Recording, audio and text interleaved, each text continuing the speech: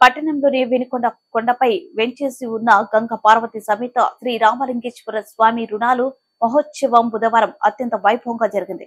రామలింగేశ్వర స్వామి ఆలయ నిర్మాణంలో ఉండటం వలన తొలి ఏకాదశి పండుగ సందర్భంగా భక్తులకు స్వామివారి దర్శన భాగ్యం కల్పించేందుకు కొండపై దేవాదాయ శాఖ ఆధ్వర్యంలో ఆలయం ఏర్పాటు చేసి గంగ పార్వతి సమేత శ్రీ రామలింగేశ్వర స్వామివారి ఉత్సవ విగ్రహాలను ఏర్పాటు చేసి పూజలు నిర్వహించారు. వినుకొండ ఎమ్మెల్యే జీవి ఆంజనేయులు ప్రత్యేక పూజలకు హాజరు కాగా వారికి పేద పండితులు ఆశీర్వచనంతో ఘనంగా స్వాగతం పలికారు. ఎమ్మెల్యే స్వామివారిని దర్శించుకుని ప్రత్యేక పూజల్లో పాల్గొని స్వామివారి తీర్థ ప్రసాదాలు స్వీకరించి ఆయన కృపకు పాత్రుడయ్యారు.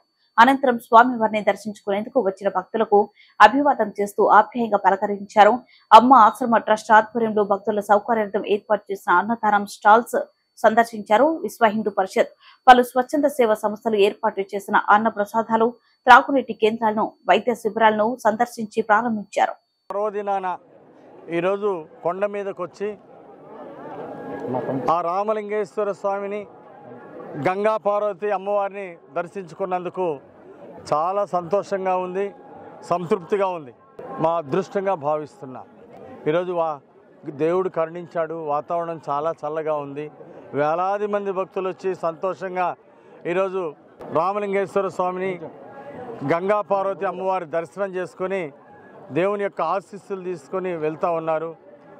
ఈరోజు చాలా విశేషమైనటువంటి రోజు తొలి ఏకాదశి పండుగ. అంటే మొహరం పండుగ కూడా ఈరోజే రావటం ఒక గొప్ప విశేషం. ఈరోజు చుట్టుపక్కల వందలాది గ్రామాల నుండి వేలాది మంది భక్తులు వచ్చి ఈరోజు రామలింగేశ్వర స్వామి దర్శనం చేసుకుంటూ ఉన్నారు. ఆ రామలింగేశ్వర స్వామి ఆశీస్సులతోటి భక్తులందరి కోరికలు నెరవేరాలని, మన వినుకొండ ప్రాంతం పల్నాడు జిల్లా గొప్ప అభివృద్ధిలో ముందుకెళ్లాలని ఈరోజు తెలుగుదేశం ప్రభుత్వం వచ్చింది. ఖచ్చితంగా తాగునీటి సమస్యల పరిష్కారం అవుతాయి. మన ప్రాంతం బాగా అభివృద్ధి చెందుతుంది. ఎన్నో సంవత్సరాల నుండి ప్రజలు ఎదురు చూస్తున్నటువంటి సమస్యలు పరిష్కారం అవుతాయి. ఆ రామలింగేశ్వర స్వామి దయ వలన ఈరోజు చంద్రబాబు గారు ముఖ్యమంత్రి అయ్యారు కాబట్టి తప్పనిసరిగా గోదావరి, పెన్నా నదుల అనుసంధానం వలన మన సాగర్ కుడికాలోకి భవిష్యత్తులో గోదావరి నీళ్లు రావాలని నేను ఆ రామలింగేశ్వర స్వామిని ప్రార్థించాను. తప్పనిసరిగా అవన్నీ సంకల్పం నెరవేరుతుందని నేను ఆశాభావాన్ని వ్యక్తం చేస్తూ వచ్చినటువంటి భక్తులందరికీ పేరు పేరున తొలి ఏకాదశి పండుగ శుభాకాంక్షలు తెలియజేస్తున్నాను.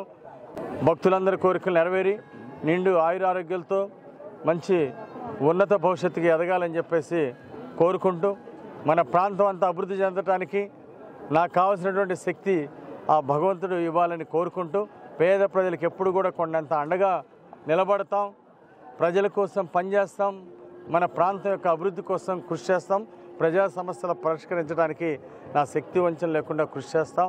ఈరోజు చాలామంది స్వచ్ఛంద సేవా సంస్థల వాళ్ళు ముందుకొచ్చి హిమాలయ గురూజీ గారు శాంతి ఆశ్రమం తరఫున ఇక్కడ పెద్ద ఎత్తున వేలాది మందికి భోజనాలు ఏర్పాటు చేసినందుకు హృదయపూర్వక అభినందనలు తెలియజేస్తున్నాం.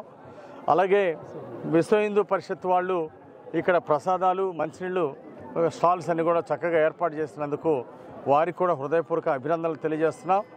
శివశక్తి ఫౌండేషను చిన్నకొండ మీద ప్రసాదాల స్టాల్ కూడా ఏర్పాటు చేసినందుకు గోనూళ్ళ లీలావతి గారికి అభినందనలు తెలియజేస్తున్నాను. రామలింగేశ్వర స్వామి